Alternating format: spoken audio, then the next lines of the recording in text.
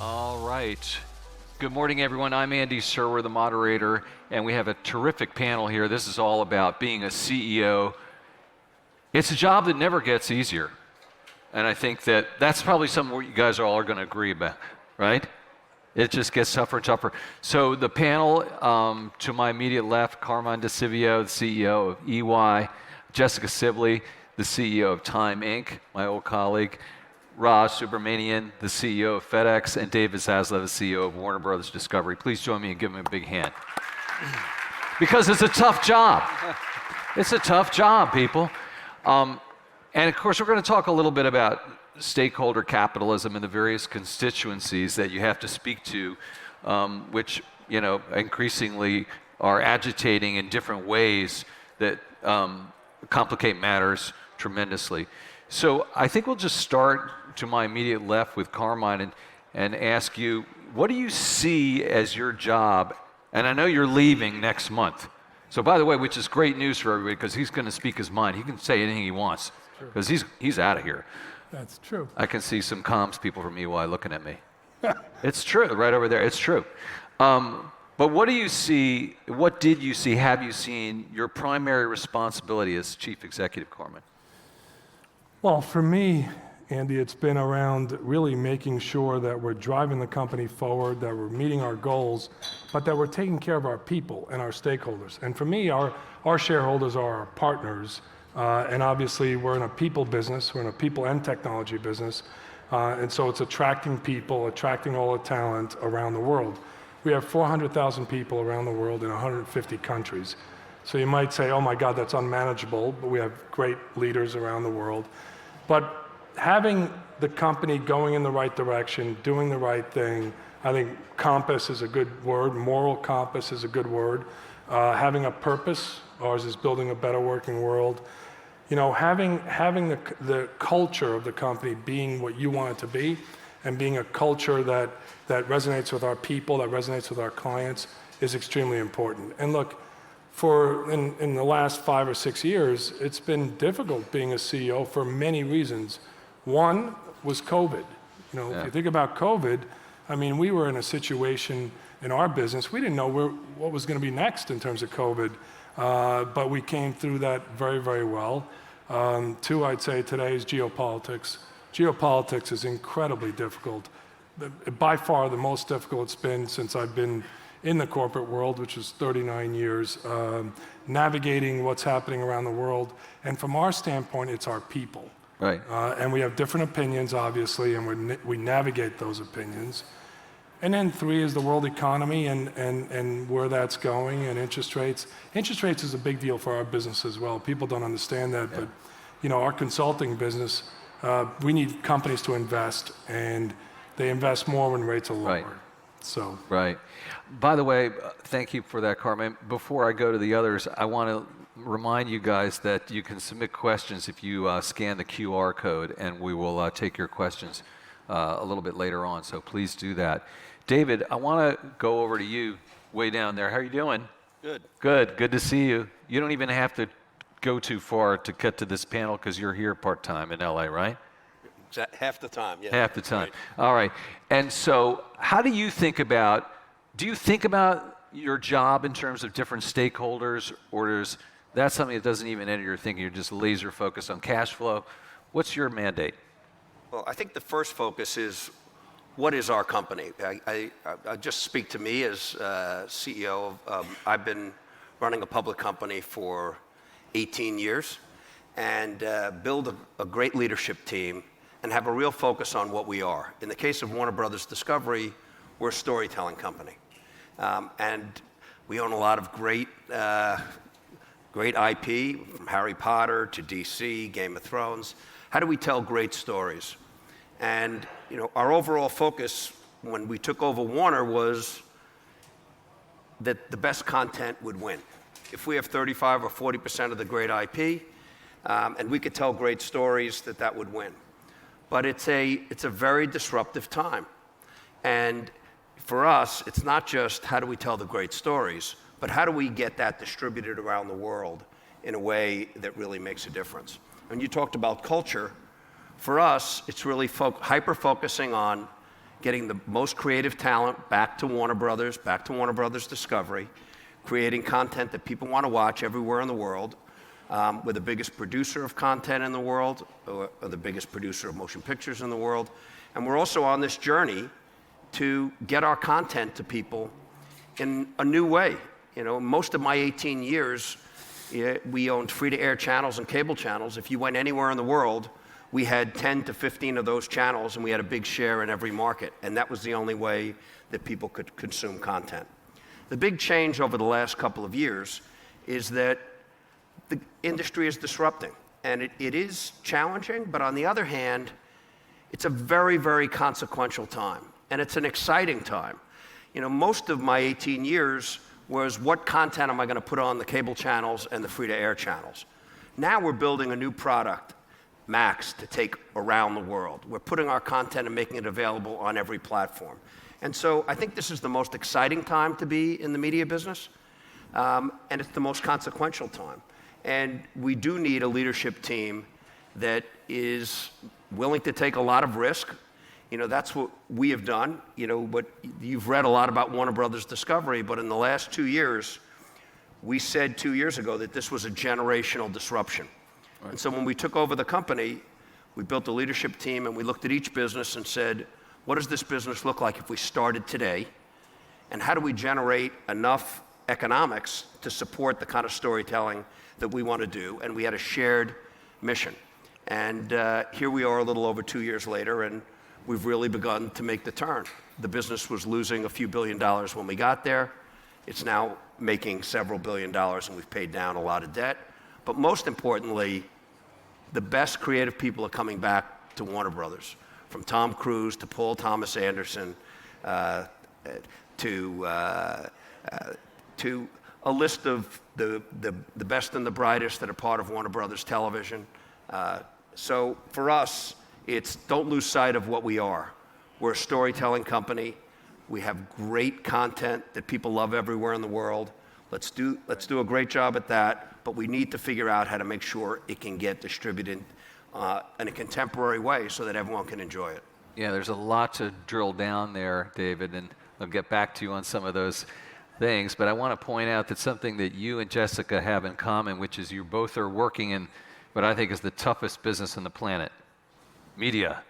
And, you know, because of the change, David, that you were just talking about, but, you know, you're front and center. It's a very public-facing business. And Jessica, I'm wondering how you see your role in terms of steering this storied brand, it's an old brand, into this modern realm. Well, thank you, Andy, and thank you for the Milken Institute for having me on this panel. And I appreciate your first words to me when we reconnected. Are you having fun? And a lot of people have asked me that. I am a new and first-time CEO. People said, you're not supposed to say that. I just said it. I haven't had 18 years of experience like David has as a CEO, but what I will say is that for over 30 years, I've done the traditional legacy media business very successfully. So taking incredible storied brands like Time and innovating and reinvigorating and recalibrating and making sure that they stay contemporary and relevant, I will also say that it's a huge responsibility. And that weighs on me. You ask about stakeholders. We have incredible journalists. Everything that we do is rooted in trusted journalism, and the red border of Time means something. It matters more now than ever before in a world of disinformation and misinformation, and some people even say fake news. There's so many people here in media today, and Time has stood the test of time for 100 years. And the world deserves trusted journalism that's balanced, that's objective, that's rigorously reported. So when I say the responsibility in my role, it feels some days like a higher calling or a higher purpose to do something that's right and meaningful. 80% of people in the world actually don't pay for content. And unfortunately, the content that they receive isn't necessarily reliable and objective. And it's based on a lot of different technologies, and I won't get into all of that, but Time is free. And we took down the paywall a year ago. And I think that's really important that, while we're having over 60 high-stake elections, and we love all new platforms, and we've expanded our audience, that there is a place in the world for time. We've got Justin Werland here, who just moderated the panel before. He's the leading climate journalist in this country today. And to me, that's really important. That's our product, our journalism, that engages an audience that our marketers want to reach. Journalists are tough. David knows about that. He's got CNN as part of his portfolio. It's an interesting group. You're also working for a legend, a business leader, Mark Benioff, and that brings me over to Raj because he succeeded a legend, Fred Smith. And those are, talk about big shoes to fill, the founder and CEO of FedEx. I know you worked there for a while, so you saw what he was doing. Talk about your job a little bit, Raj. Well, thank you, Andy. Taking over as a CEO is interesting in itself. Taking over from a founder is a whole other ballgame. And Fred, founded this industry back in 1973. Has been CEO for 50 years. And in the 50th year is when he said, "Okay, time to move on here." Now, the good news about that was this transition to me was well signaled for many years. It's only a matter of time. So the preparation was done so that when the change actually happened, it was done relatively smoothly. Of course, any time you take over from founder is always going to be interesting. But he has nothing but been steadfast in support. The first 50 years of FedEx, first I got to say, since we talked about culture, he founded this industry, he's a legend, but one of the great things about FedEx and from the very beginning was the culture, and which in a way encapsulate under the three stakeholder: people, service, and profit. So our team members and employees, our customers provide the best service to our customers, returns to shareholders, we reinvest back in our people. This unending circle of PSP was the founding philosophy of FedEx back in the 70s, and is endured all the way, and I guarantee you will endure going forward. So it works for us, it's a good balance, and that's really critical for us. So one of the things I would say is the building physical networks is hard. People take it for granted. When you get on the phone and you call anywhere in the world, you have a telephone network, you don't think about it. But when you can move anything from any one point in the world to any other point in the world in a couple of days, now that's really hard. But that's what's taken 50 years to build. So in many ways, for me, it's very straightforward. I can see far because I'm standing on the shoulder of a giant, to borrow from Galileo. And that's exactly what we're doing. So now we are using that foundation that Fred has built over these 50 years to say, okay, where can we go next? And I'll just tease it for a second. The word supply chain, before the pandemic, I guess if I had mentioned that word in this audience here, you probably would have escorted me out. But then now it's become a talk show. Everyone talks about supply chains. We are now the ability for us to now create the intelligence in supply chain that we have, the ability to make supply chains smarter for everyone is our mission now as we go forward. Right. Yeah, so you were supply chain before supply chain was cool? We were supply chain, that's a good way to say it. Yeah, right. That's a good way to say it. David, I want to go back to you. There's so much, you're talking about the business, and want to ask you to comment maybe a little bit on what's going on with Paramount and the Paramount Scrum. And there's talk, people are always saying, well, they're going to combine your company with that company ultimately. That's what this is going to lead to. How are you keeping track of what's going on at Paramount, and are you interested in that company? Well, Paramount is a great company. We have a number of great content companies. For us, our goal is to do the best we can with the businesses that we have, whether it's CNN or our sports business. We're one of the leaders in global sports. We're the biggest TV producer. Ted Lasso, Shrinking, Abbott Elementary. We got our motion picture business going. I think over the years, one of the things that I think has been critical is you need to look at your peers. You need to know what everyone's doing and learn from them. But ultimately, you're going to be successful if you do a great job with the assets that you have, and you make those assets, in each case, you want to make them something that people have to have. You know, when I worked at GE for Jack Welch many years, he described it simply as you needed to be number one or number two. And that's the way we look at Max and HBO. It's the way we look at CNN, which is the global leader in news. It's the way we look at our sports business. And it's also the way we look at our TV and motion picture production business. I know Shari well, and they have a lot of great people there. It's in our interest for them to be successful. So however it turns out, I hope that they're successful, and our focus is to create more content and be on more platforms so that people spend more time and are willing to spend more money for what we create. That's really our focus. So following developments. Following developments there. Yeah, I mean, look, this industry is under disruption. Yeah. And so when there is disruption, very often there's consolidation. People get out of businesses, others get into the business. And so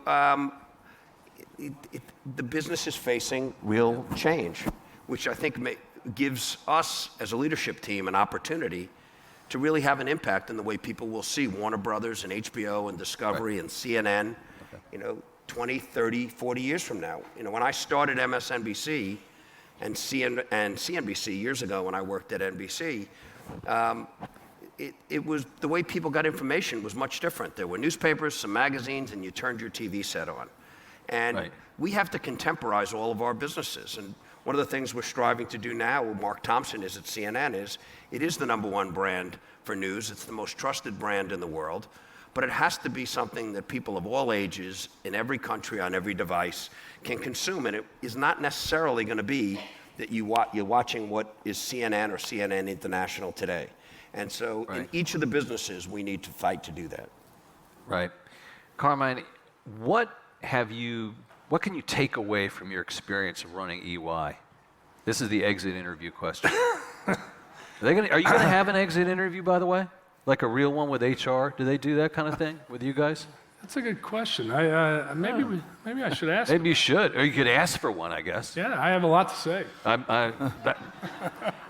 Dish, go ahead. I mean, in the exit interview, not here. No. Come on. No, it's been, look, we're on the forefront of so much in terms of what we see around the world and what we see from our clients. And so, some of the things that we're seeing now, AI, we haven't brought up AI yet, but might as well bring it up. So, we've done a lot. We're investing a tremendous amount of money in AI. Some people think that we won't need 400,000 people. We'll need one person and AI. I don't believe that. We will always need talent. But we have an approach, Andy, to so many of these things that come up in business, and we then try to make sure that our clients have that similar approach. So with AI, we've told all our clients, look, we at EY are looking at AI in 3 different streams. One is, how do we really help our clients deal with AI? So we have a lot of use cases going on around the world in all different sectors that I'm sure are represented around the room. But the first thing we tell them is, you need to have a structure. You need to think of AI at the highest level, at the CEO level, at the board level, in terms of how you're going to use AI in your business, how you're going to make your business better. Too many companies kind of let their CIO just deal with new technologies, including AI. We think that's wrong. So first thing is, how do we help our clients, including from a strategy perspective? Second is, how do we improve our own business? And we will use technology more and more, which will enable us to grow more and more without using people, with using technology. That's something that has to be developed quickly and with a lot of thought in terms of where it goes. Now, people always say, okay, what's the productivity savings? To me, that's the biggest question now in AI that's coming up. Okay, what's the productivity savings? Well, first of all, I think it's too early to really tell what the productivity savings are. Second of all, from what we can tell right now, including our clients and ourselves, there should pretty quickly be a 20 to 30% productivity savings, okay, pretty quickly. And then the third stream on AI is around really good AI. Mm-hmm. So we have our people around the world, our partners around the world that are involved with governments and so forth, on how do we make sure that AI is good, i.e. it does not have biases, it's not something that's taken over humans, And that's something that I think is important as well, including regulation. Including regulation. So I picked AI as just one topic, but it's been great, Andy, on all these types of, before AI, we did a lot around sustainability. We still do a lot around sustainability. It gives, to me, the best part about being at EY for 39 years is we're always at the forefront of what's going on in business, and hopefully we're sharing that with our clients and making our clients better. Jessica, what about AI in your business? I mean, people think it's a big threat to journalism. Yeah, we think of AI really in sort of three areas. The first is our coverage of AI, and we've leaned in hard to this. We want to be the go-to source for everybody on AI. A couple of examples of that are we launched last year our AI 100 list, identifying the 100 most important influential people in AI today. We had over 50% global people of color. We had 40% women.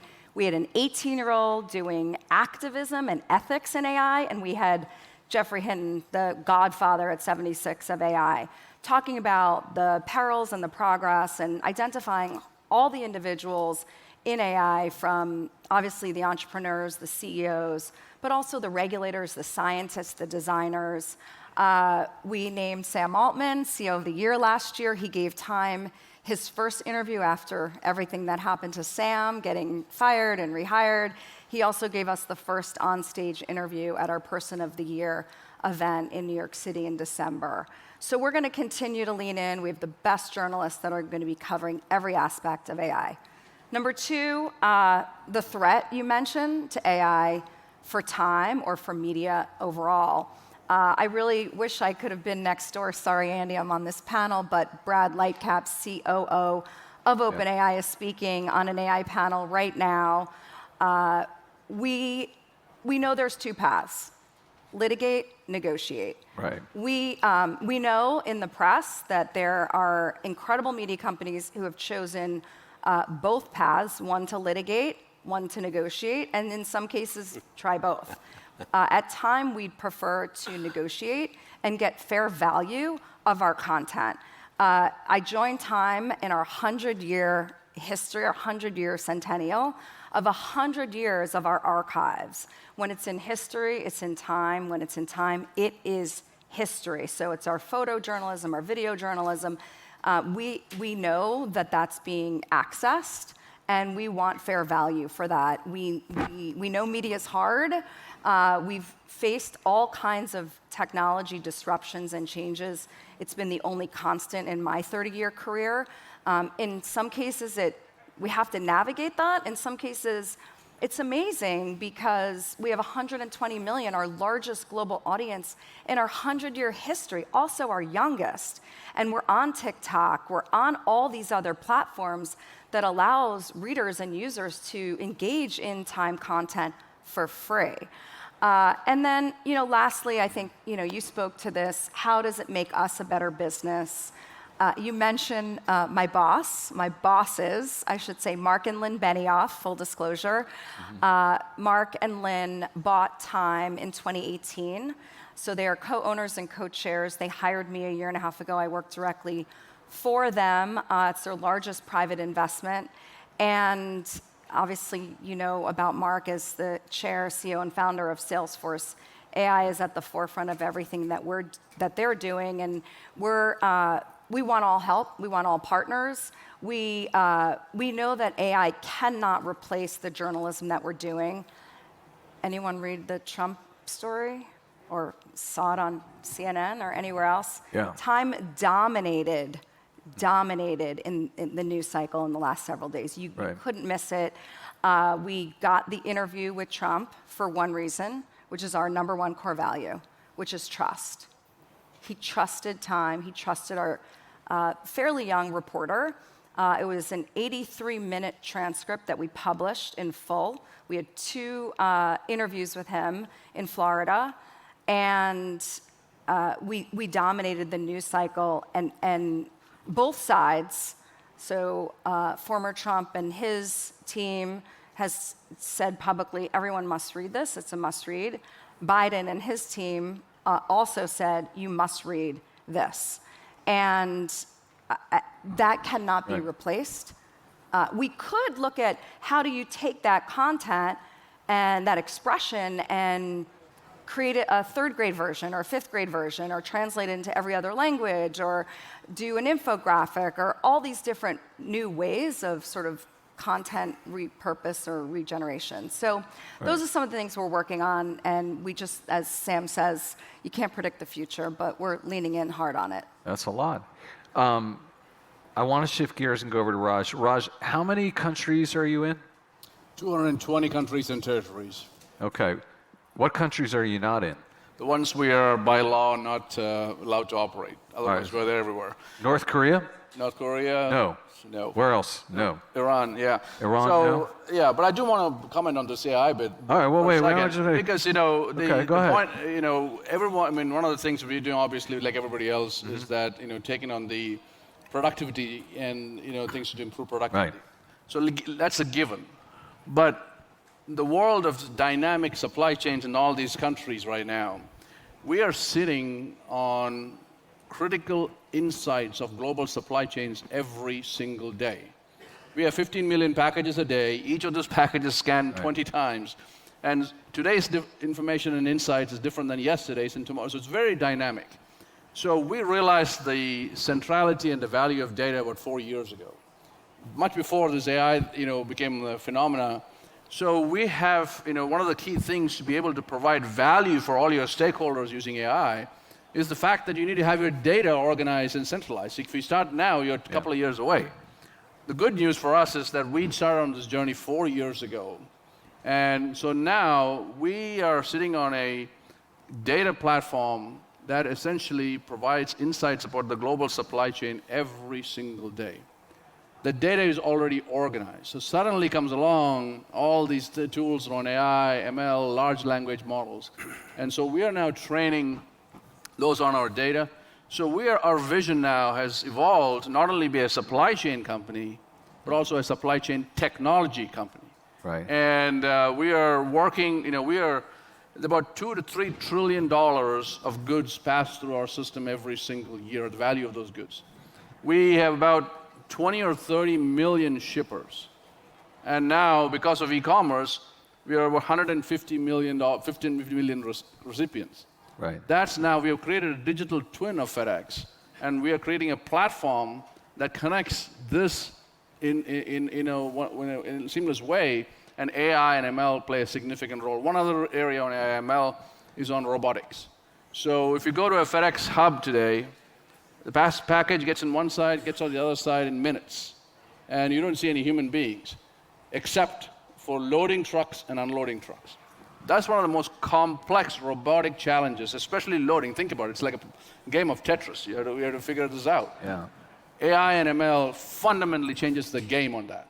And we are working on solutions now with some partners in Silicon Valley to be able to solve that problem. So there's this incredible amount of work that's going on the technology front, especially those 220 countries and territories. The supply chain patterns are changing very dynamically as we speak. And this information, we get it from the bottom up because, it's not like a theory or a study. Right. If somebody wants to move their manufacturing, they need to figure out the logistics. So we hear it from the bottom up. And so, we are just simply, a referendum on global supply chains every single day. Yeah, those distribution centers are really, if you've ever been to one, they really are modern marvels. They're really, that is, human beings with technology at their best, especially around the holiday season. Oh, yeah. The thing gets really cranked up. By the way, where I was going with those countries, I wasn't trying to call you out. I was just more trying to speak to you about globalism. We're going to get there. We'll come back to you about that one because I want to go over to David and ask him about sports. Sports are big, talk about linear TV. It's one of the last great things. There's other great things, but it's important. And of course, you're in the throes of the NBA negotiations. So first of all, any update with the NBA? And second of all, how important are sports to your business? Well, first, we continue to be in constructive negotiations with the NBA. It's a great league. The TNT team does a terrific job, and we love the NBA.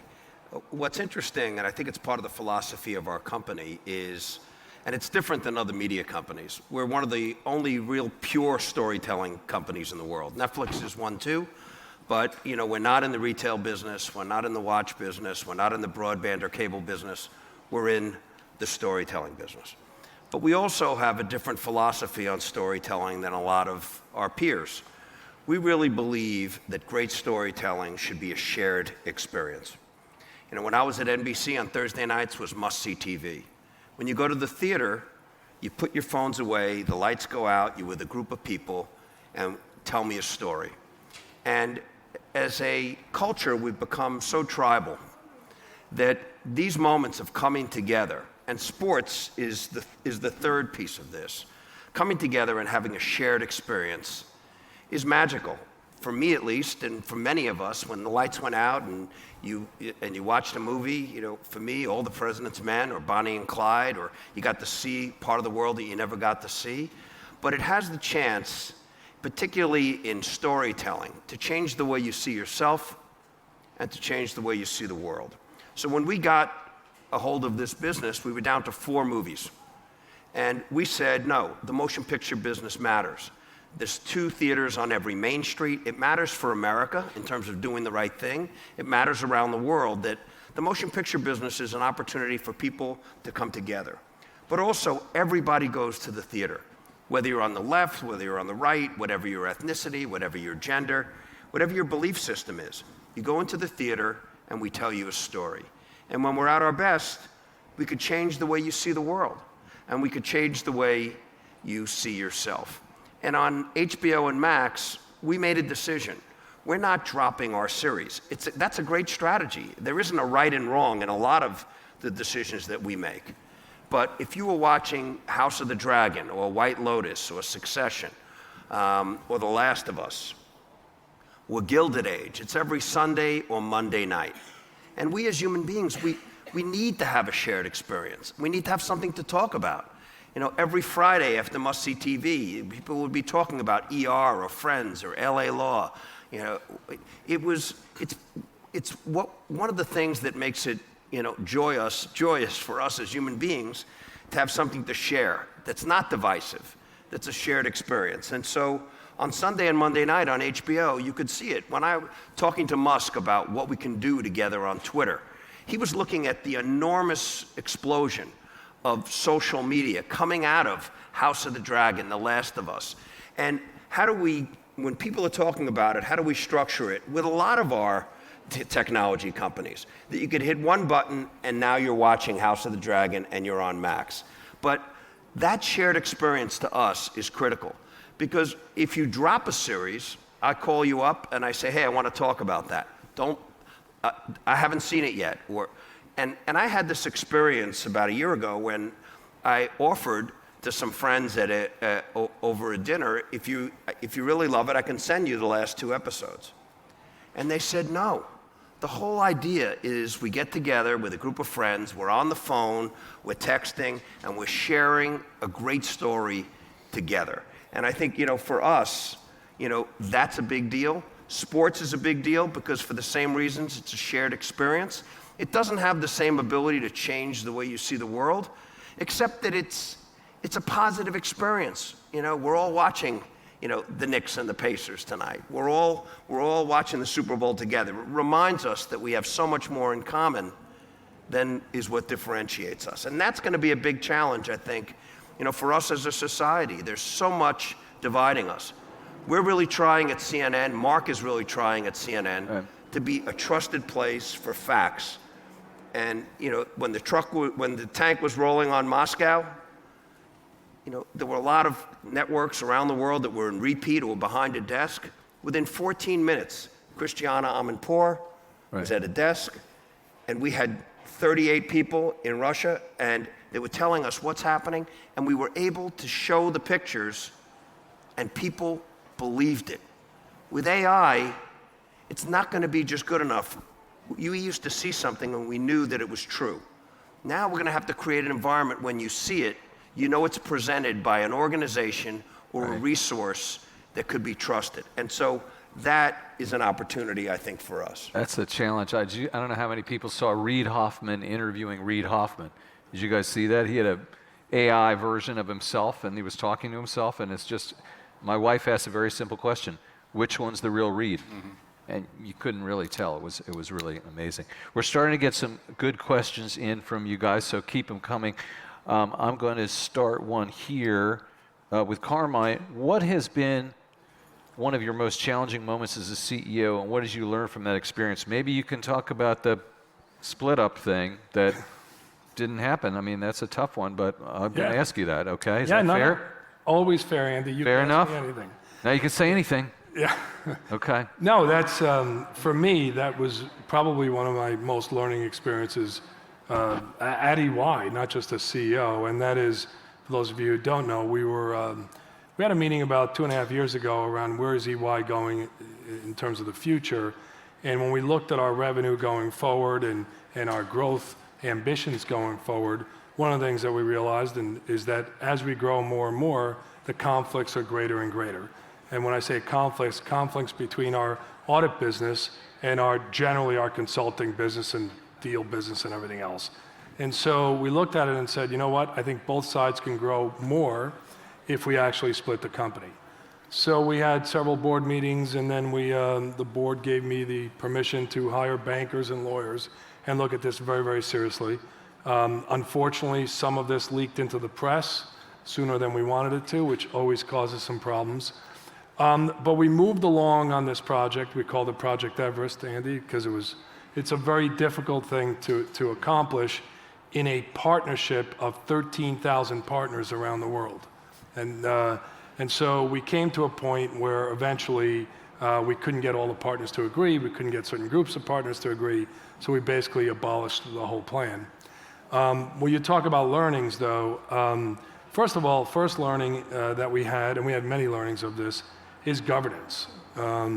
Governance is, people don't pay attention to governance until you really need governance. And what we have found is that these large partnerships, and now you're seeing this with some of our competitors as well, the McKinseys of the world and so forth, large partnerships that have thousands of partners and so forth are difficult to manage. And they really don't work in a partnership governance model. And so we, as well as our competitors, are looking at more of corporate models in terms of governance going forward. And this didn't go forward, our deal didn't go forward, because a minority group was able to make decisions and stop things for the majority. And that's something that I think every organization needs to look at in terms of their governance. Obviously, corporate governance, public company governance is pretty well established, but private company governance is not as established. And so that was learning number one. Learning number two also is, really understanding the thoughts of all your partners and what drives them. And, sometimes, and I've had many people come to us in terms of when we were doing the project, this is all about economics. It's all about economics. So if you make the economics right, this will go forward. One of the things I learned is that it's not all about economics, especially when you have a culture of being together and so forth for so many years. This became very emotional. And it wasn't just, money talks. It was an emotional period for all our partners. And it was an emotional period in terms of splitting up and people losing their friend and that kind of thing that they were working with, they've known for a long time. And so I probably underestimated the emotional part of this as well. So those are a few. We learned a lot of intricacies about our business around the world. But one of our advisors told me when I set out on this, they said, Carmine, listen, I have two pieces of advice. One, if you're going to do this, you're kind of a nice guy and people like you, you're going to have thick skin. And you need to have thicker skin than what I've seen. And two, you absolutely will learn more about your business. I know you think you know a lot about your business because you've been there so long, but in this situation, you'll learn more about your business than you ever have learned before. And those two things were all true. Well, thank you for your candor there. I know that that's actually really, really interesting, so appreciate that. Jessica, I want to ask you about being public-facing. If you don't mind me saying so, you're very public-facing. You're out there, and I'm wondering what goes into that decision-making, because you don't necessarily have to be, but you want to put yourself out there as a face of the brand. And I wonder what goes into that thinking. I do. I would say I'm not a journalist. I have always been on the business side or the revenue side or the sales side. So I consider myself a people person and an entrepreneur whose whole career has been about running sustainable, healthy, profitable businesses to support what's so needed today, which is trusted journalism. And part of being the CEO of Time, which 100 years ago was started by men for busy men that didn't have a lot of time. Here we are 100 years later, and I have this incredible opportunity and privilege to lead this company into the next 100 years for Mark and for Lynn and for our audience and for our journalists and our employees. And part of it is being customer facing and being the brand and owning that. And because I am a serial extrovert and I want to be with people like my colleagues and my peers and people that I've respected and admired here in the room and here at this conference, learn and grow, and then be with our customers and get people to see what Time is doing now.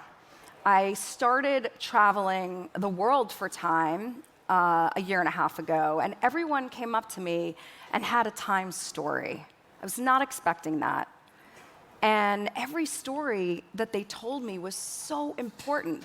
They used the words like, Time was my Bible. I learned how to read English, write. I had a book report. My parents were immigrants, and I had to give them a book report.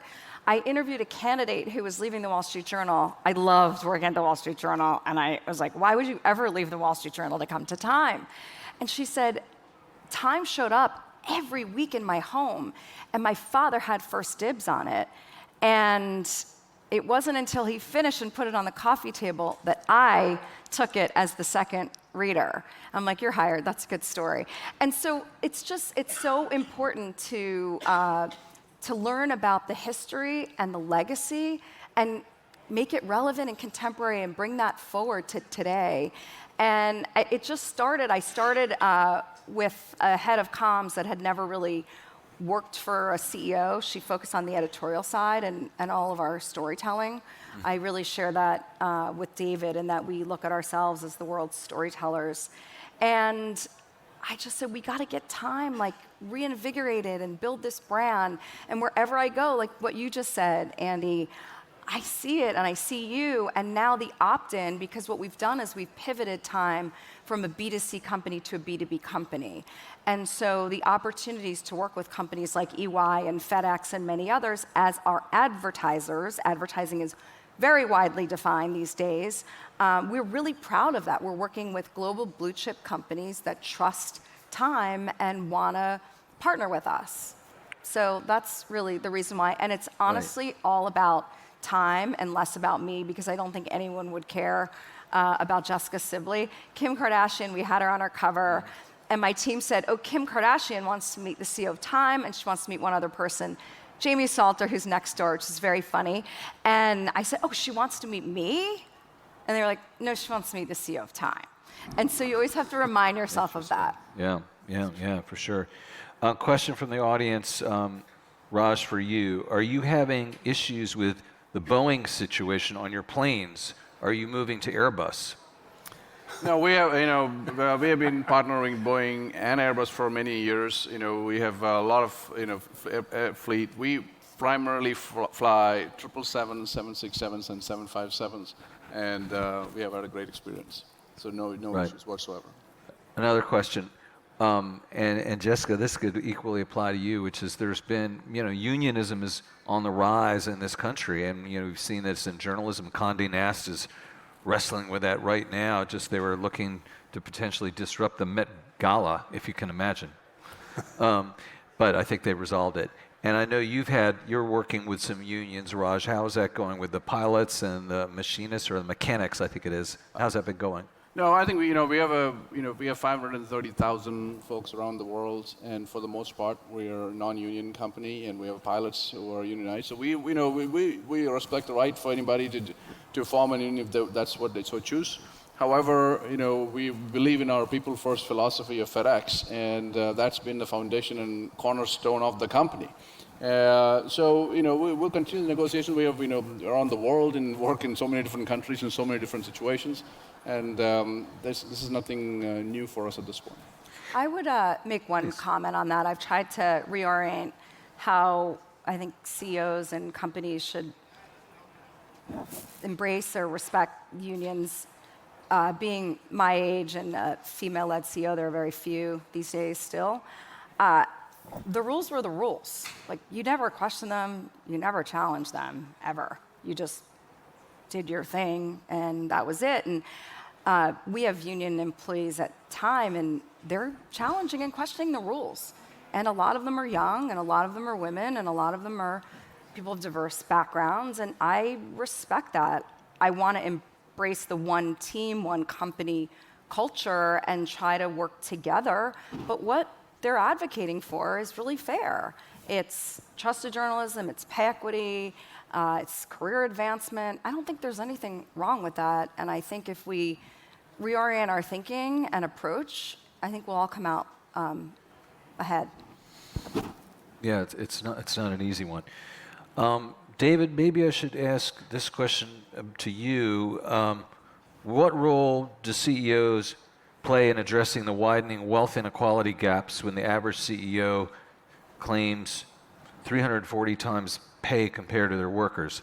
I know your pay sometimes is in the news, so maybe we'll put that one to you from the audience. Well, first, I think the point about unions is it starts with you have to respect your employees, they need to be fairly paid, and they need to feel fairly paid, and there needs to be a culture where they feel seen and valued and free to be who they are and have their best chance at their best life. And I think we've done a very good job at our company. We were one of the first companies in media to set up medical facilities at each of our buildings, daycare, flexible work, to create a diverse environment within our company. So I think ultimately it's about creating a culture, but it starts with people coming to work and feeling safe and respected and fairly paid and seen. And I think if you do that, you get better productivity, you get people wanting to stay, and a higher purpose. What does Warner Brothers Discovery stand for? Why are you here? What are we trying to do at CNN? What are we trying to do at Warner Brothers Motion Pictures? What are we trying to do at HBO? What are we trying to do in our sports business? And that there's that shared vision for who we are and what we want to do. And if we get that right, then I think we're a much better company. And it is critical. We just came out of a union strike, which was really, very debilitating situation for all of us. And in the end, part of that was driven by the fact that the industry was changing so quickly, we didn't quite know exactly how to fairly compensate. And we were arguing about how do you fairly compensate on a streaming service versus a cable channel but ultimately the goal has to be pay your people fairly and have them feel that they're paid fairly and seen and valued. Yeah, and just to respectfully follow up, do you think pay packages of CEOs can be problematic here? I think all CEOs need to be paid with alignment with shareholders, and the majority of compensation should be aligned with the performance of the stock. And if the stock does well, then the CEO should do much better, and if the stock doesn't do well, the CEOs should not. And so I think alignment is critically important, and that has been the focus, for me over the years, and I think it's been the focus of investors to get real alignment between not just CEOs, but senior leadership to be driven and be aligned with shareholder growth. Right. I want to ask you, how much work, Carmine, did you do in regard to helping CEOs with shareholder activists? And, shareholder activists have never been more powerful, you could argue. Some people say it's gone too far. Some people say that ISS has gone too far. Where do you come out on that? We do a lot of work with our clients, both at the board level and at the CEO and senior management level around activists. Obviously, working with them, it's and you have a lot of different views here, Andy, in terms of activism. Some people think activism is part of our market, and it's important, and it's important to the capital markets because activists play a role in the capital markets.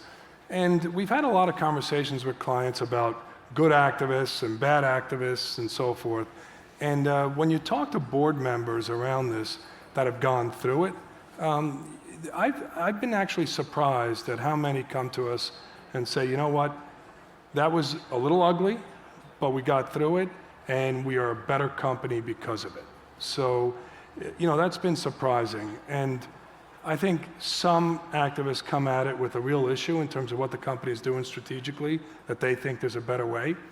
I think that's a fair comment, and especially if they're obviously buying a lot of shares. And some are more disruptive. And so I view it as part of the capital markets and part of what every company needs to deal with.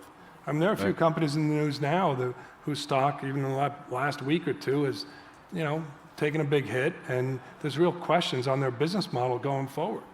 I won't mention companies, but there's real questions. And so some of those are rich for an activist to really come in and make them think through what needs to happen. Right. What about those ISSs of the world, Glass, Lewis, and those? And if you guys have any takes on that yourself, David or Raj, I don't know about you, Jessica, either, but ISS, some of their demands, Andy, are a bit difficult, I'd say, but some are needed.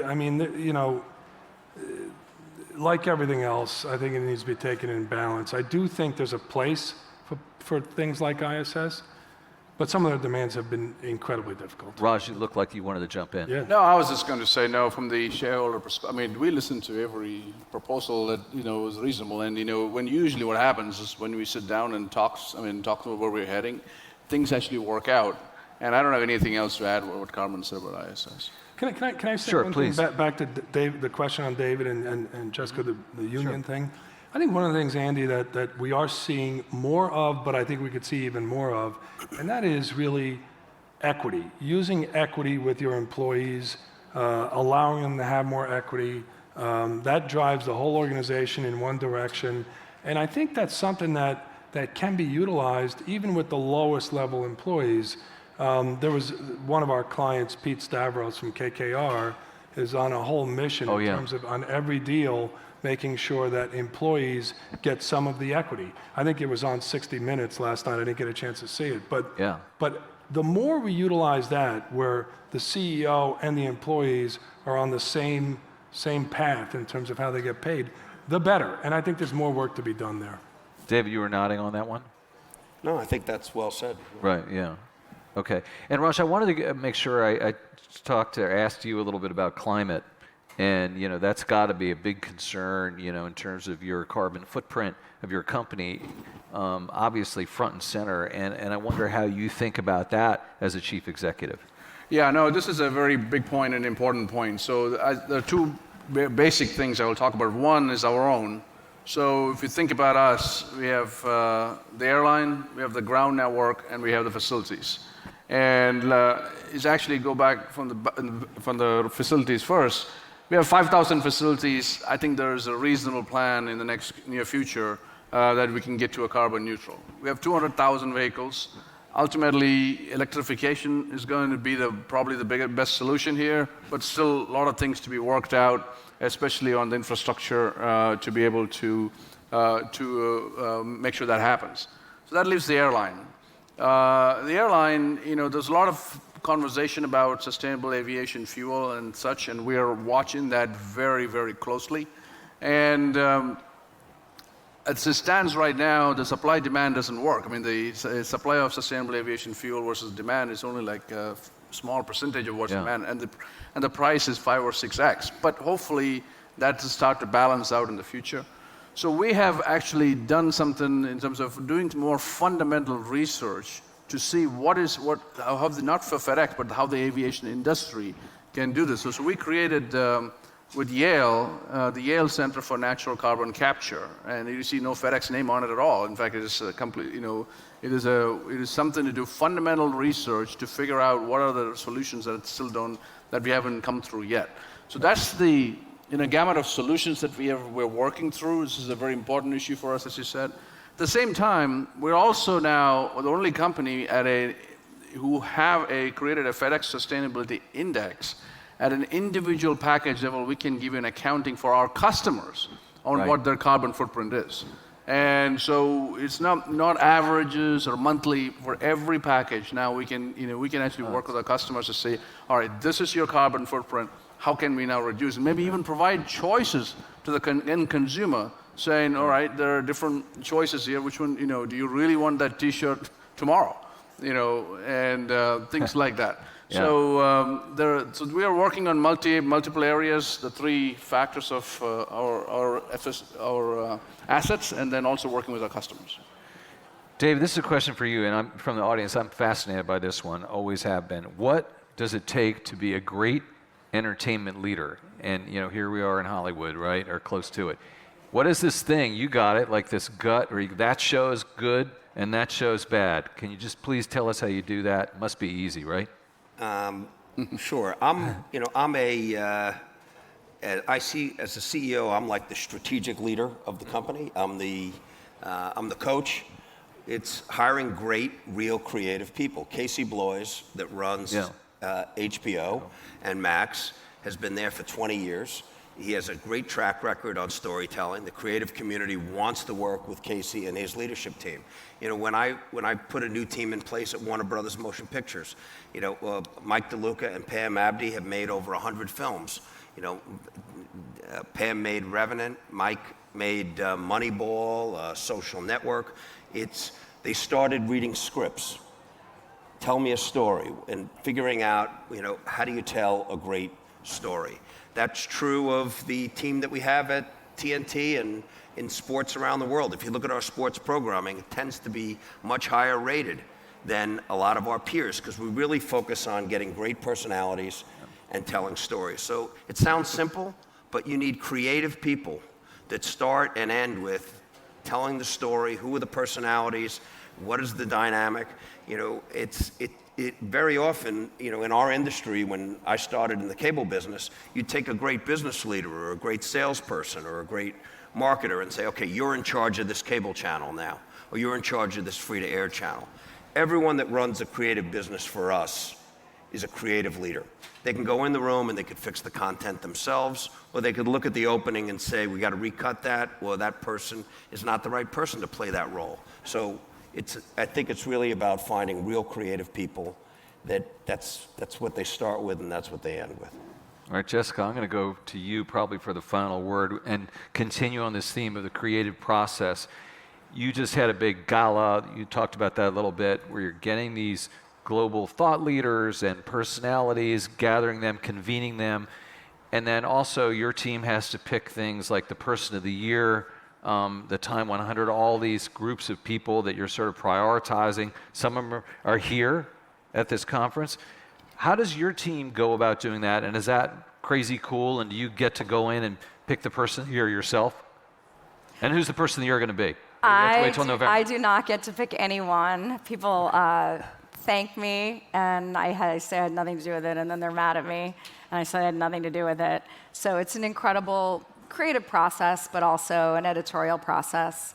And I love to talk about Taylor Swift, and maybe we'll just end on that, because everyone would agree that she had quite the year, and whether you're a Swiftie or not, she's driven the economy globally in places that we never would have expected. And I look at her as a CEO and as a brand. And she gave one interview in 5 years. So anyone that's written about her hasn't spoken to her. She did, I'm not under NDA, she did an 8-outfit change photo shoot for us. So anyone who's photographed her was either paparazzi or went to her concert. And if we can keep doing this hard work and getting an interview with Taylor, she hasn't given an interview since. She doesn't need to. She can talk to her fans directly. She doesn't want an interpreter. And trust. somebody who's done a lot and has lost a lot of trust in people around her. We're really proud of that and excited. And I guess the irony is Trump said he should have been Person of the Year and not her. And here we are with him on our cover and a 26-minute read, which you should access on time.com. And we're excited to be able to do all of that, to put Sam Altman and former President Trump and Taylor Swift, and we're going to continue writing the stories and getting the interviews that no one else can. Great. Well, we'll end on that. Taylor Swift versus Donald Trump, and you guys will let you hash that up. Please join me in thanking this tremendous panel, Carmine, Jessica, Raj, and David. Thank you, guys.